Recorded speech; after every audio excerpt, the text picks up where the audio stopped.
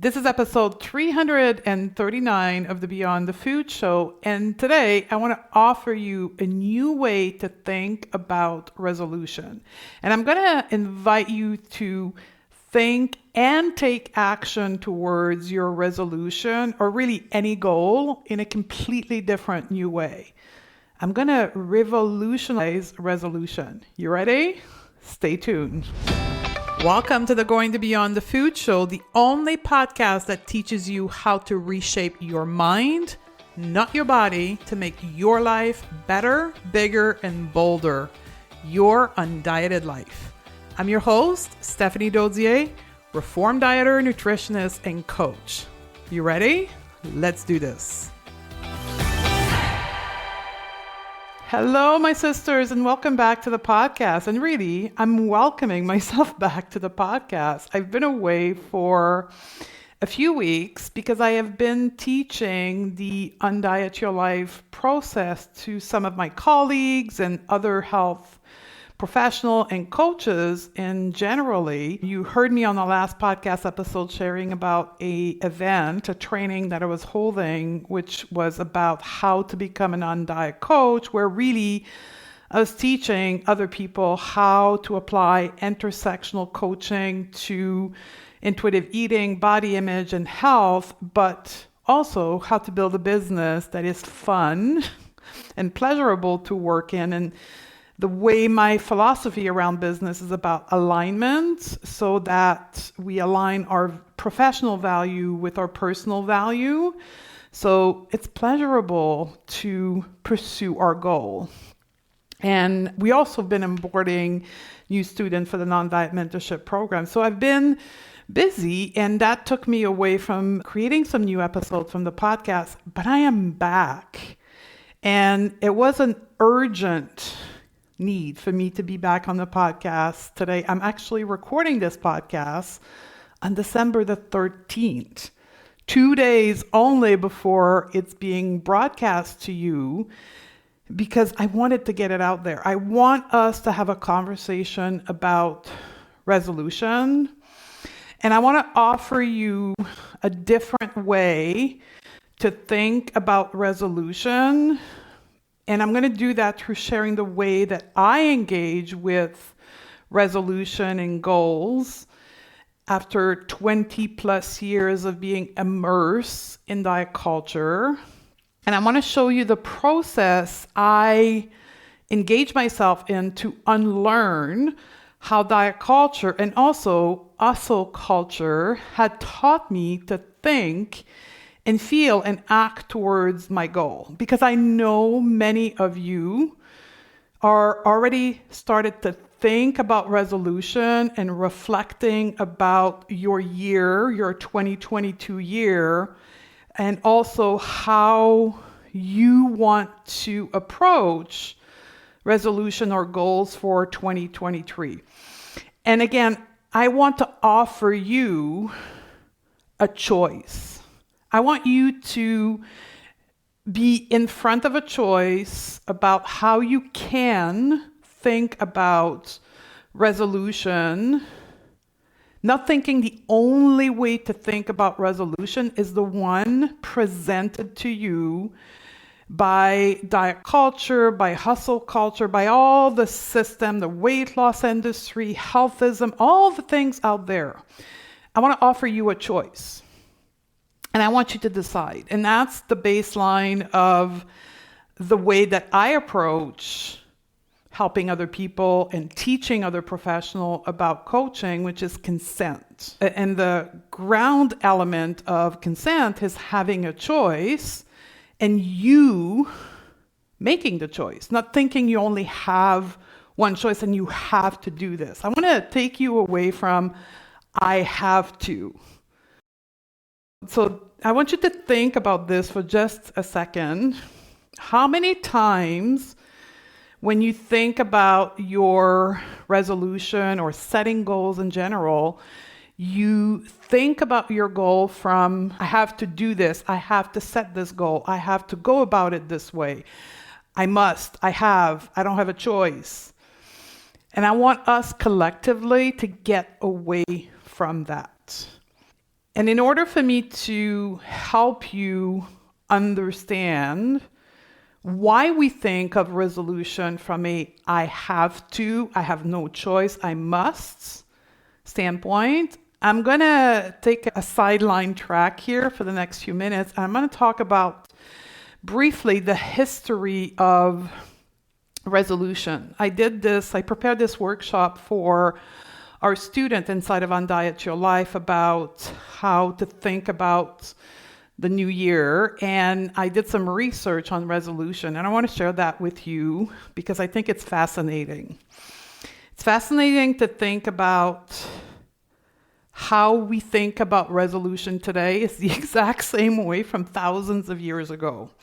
So very briefly, we can trace back, or historians can trace back resolution as far long as 46 before Christ, where the Roman introduced a calendar, and January 1st was the first day of the new year. And back in the day, in the culture of the Roman, they would offer sacrifice to their god and make promises of good behavior for the god to look up on them and help them. And that continued with medieval time, where the knights were renewing their oaths on January 1st and their commitment. And the early Christian, which instead of recommitting to their God, they were recommitting to proper behavior towards their God, Jesus or Christ in this case, asking for apology for their behavior not being in alignment with the doctrine, and then promising good behavior in alignment to the doctrine going forward. So when we look at the history of resolution, it was all about recommitting to some kind of a God, asking for apology for behavior that weren't in alignment to the doctrine of that God, and then recommitting to be in alignment with that God. And today we do the exact same thing. But the God, for many of us, is not necessarily a God figure. For many of us is diet culture. It's hustle culture. It's the thin ideal. It's the belief that in order to be deemed valuable or worthy, we must do more. That, in fact, what we did throughout 2022 wasn't enough. That we need to achieve more, to get more, to have more. Because the way we behave, the way we acted, the number of action we took, the kind of action we took in the last year wasn't good enough. And that we're recommitting to being better, to being good enough in 2023. So here's my offer to you, my invitation to you. What if there was nothing to improve? What if instead of stating out loud, I wasn't good enough in 2022 and I'm going to be better in 2023, you claimed how amazing you were in 2022? What if you spent the year creating who you want to become instead of trying to repair who you were not? What if you spent the year of 2023 learning to have your own back and believing in your possibility instead of your limitation?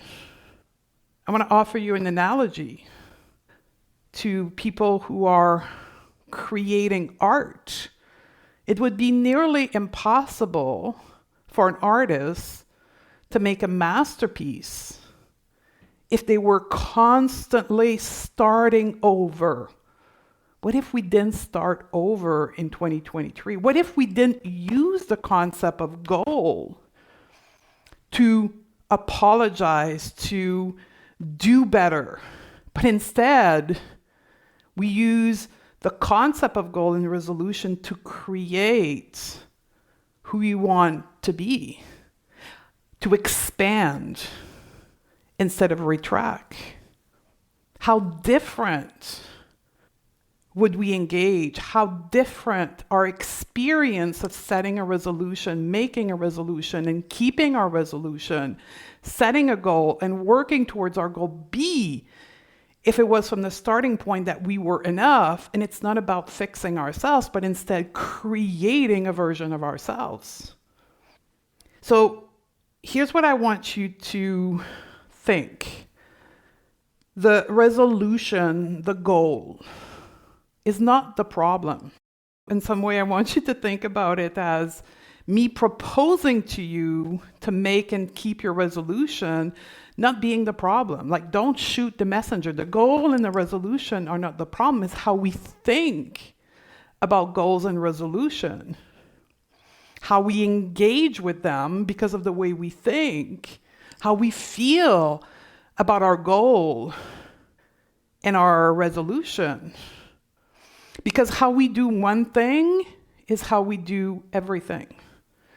If we engage with our resolution and our goal unconsciously, without reflecting, without looking up into our thoughts, we will just keep repeating pattern. I have an episode on that on the feed, episode 324, how we do one thing is how we do everything. If you haven't listened, I highly recommend you do.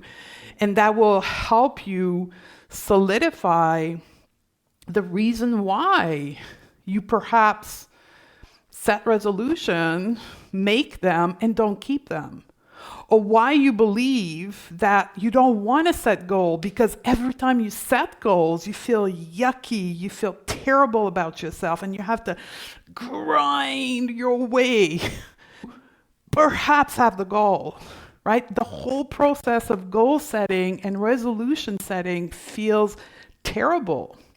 I know for me, when I went through the process of leaving diet culture behind, it was about 2 years where I didn't set goals for myself because I was rebelling against the concept of goals or the concept of resolution altogether.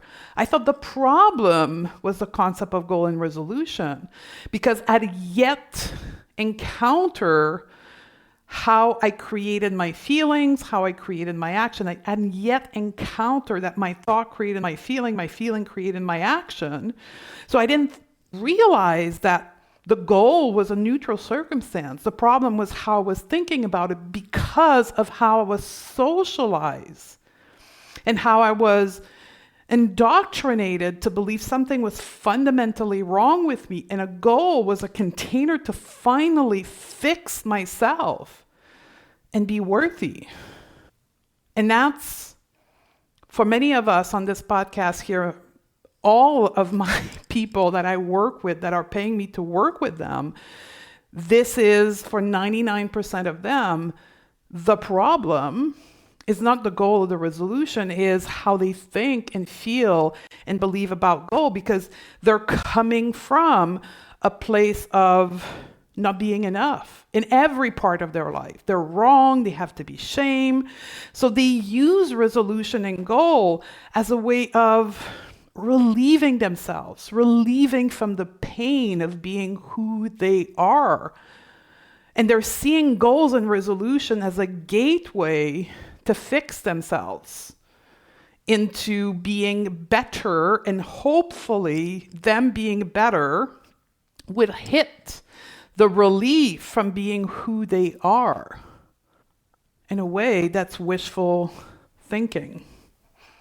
And I want to add another concept that some of you probably are aware of, and probably 50% of you are not aware of. So we all here on this podcast understand and are very familiar with diet culture, right? The system of belief that assign thinness as being the code of honor in the place where you're good enough and better than most people.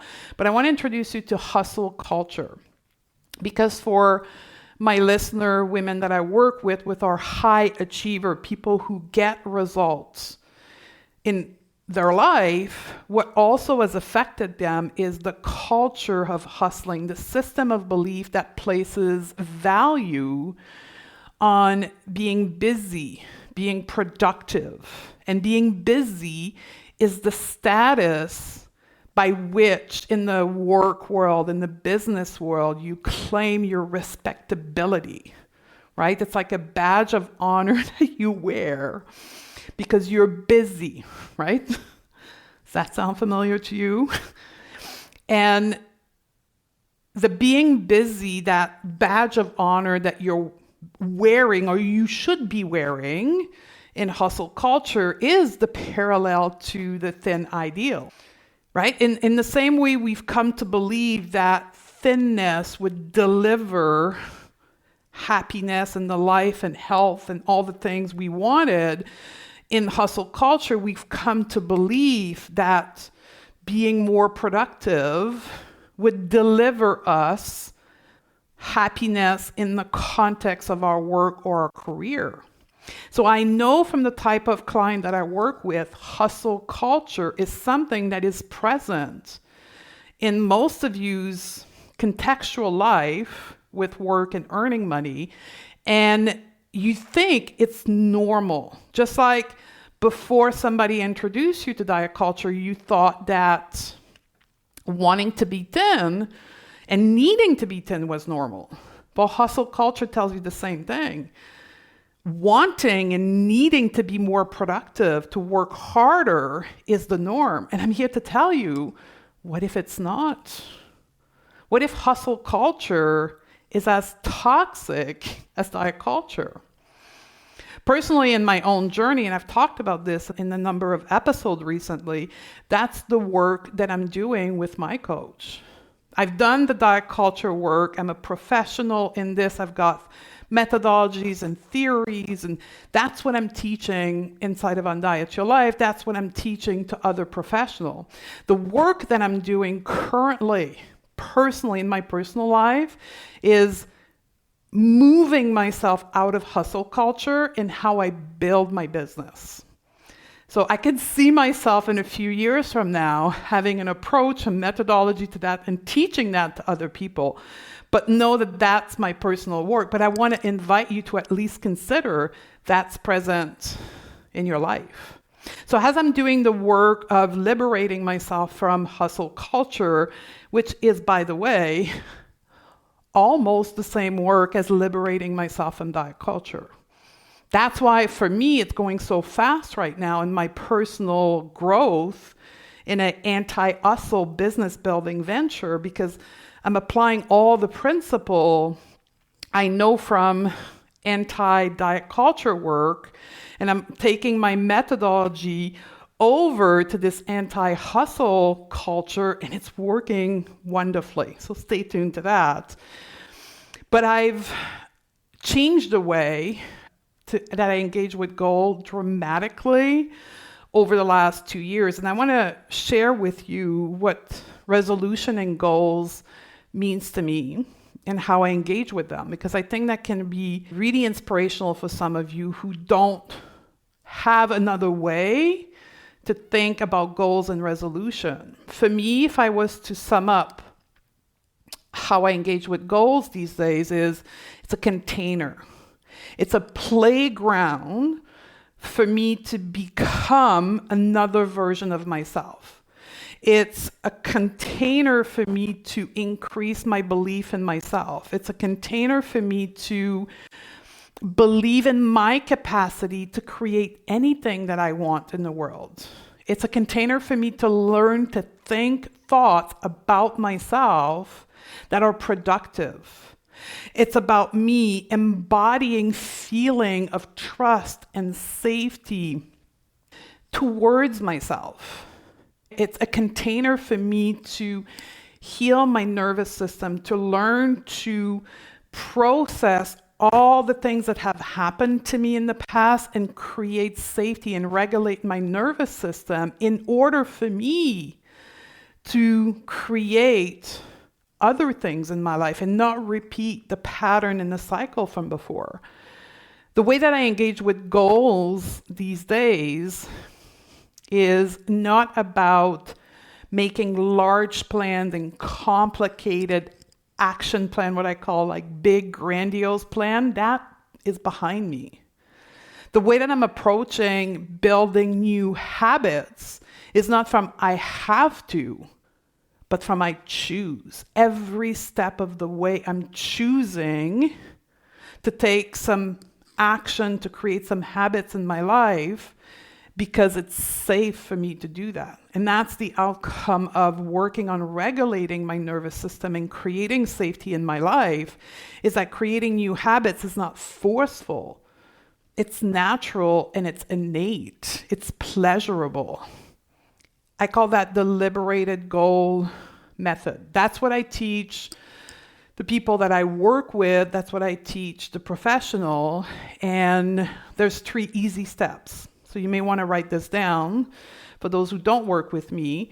There's 3 steps to liberating yourself from that old way of thinking about resolution and goal.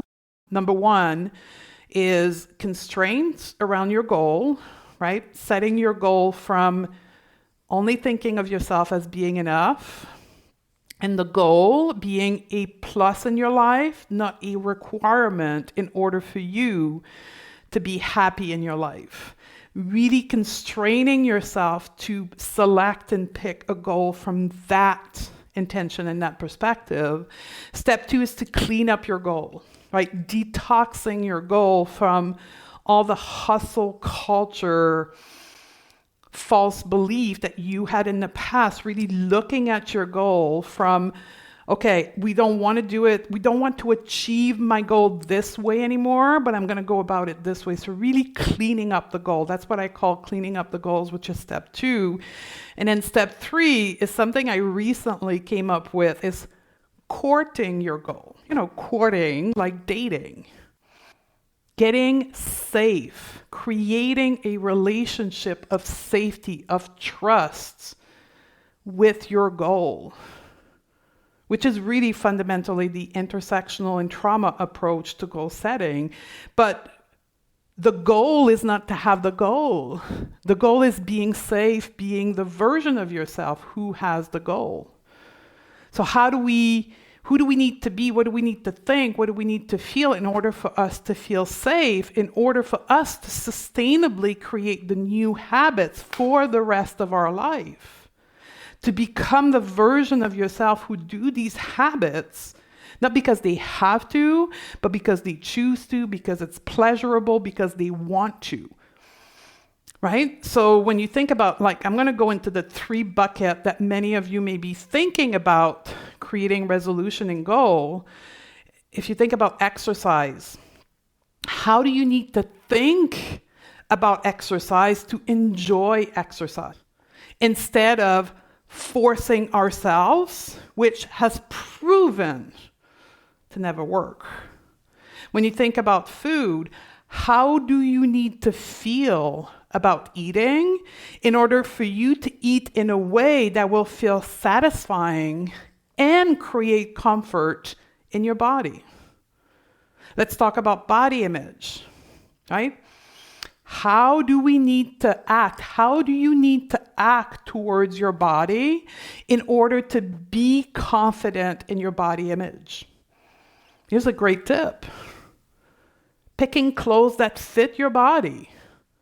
Right? We discard that as being too simple. But the way you're going to create your goal in this liberated goal method is about simplicity. The complexity, the hustle, the heaviness, what creates you to keep starting over again all the time. I'm inviting you to revolutionize your resolution, which really is the way you engage with goal globally in your life.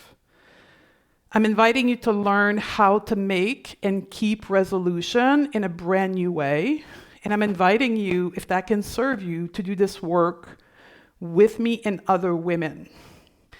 We are opening up the door today to the Resolution Reset Masterclass, which is this complete process that I just talked to you about, which will start on December the 20th. Where I'm going to send you 3 guided audio file with a workbook to help you reflect and offer you new thoughts and new ways of thinking about your resolution while society blasts you with the traditional diet culture and hustle culture ways of thinking about resolution. I want you to fill your brain with this new way of thinking and reflect with questions and workbook exercise I'm going to send you. All you have to do is to listen and then reflect on the question I'm going to send you so you can have another way of thinking about setting your resolution for 2023. And then on January 8th, Sunday the 8th, we meet live. You come into a Zoom room with me.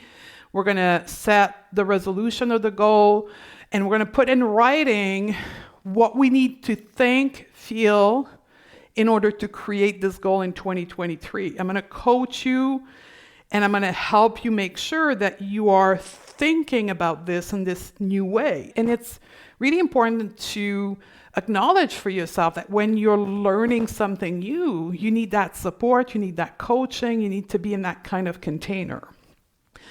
All of this Resolution Reset Masterclass is for $100. You get the audio, you get the workbook, and you get the live event. And we're offering to you 2 other ways to join, to work with me and my team in 2023, which is also to get the masterclass and join us inside of Undiet Your Life, to get a 1 full year of support.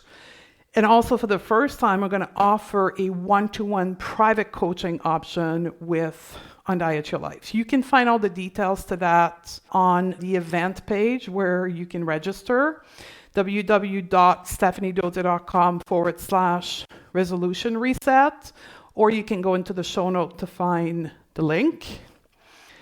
I'm thrilled and so excited to be able to offer you this container, very unique container for like-minded people, you, me, and all the other women, to protect us from the toxicity of diet culture and hustle culture around this time of the year, but most important, to guide you into achieving your goals in a way that will create self-trust, in a way that will create confidence and ease for the rest of your life. A completely new way of thinking about goals. I can't wait to see you on the other side, and I'll be back next week with a new episode. And until then, I love you. If you are loving what you're learning on the podcast, you have to come and check out Undiet Your Life. This is where we get to hang out together, where you get the individual help applying the concept thought on the podcast while learning new coaching tools that will make your life even more amazing. It's also where you get to apply the learning to think better, eat better, and feel better, and create your undieted life, your better, bigger, and bolder life. Go to stephaniedodze.com/join. I'd love to have you join us inside of Undiet Your Life, and I'll see you on the other side.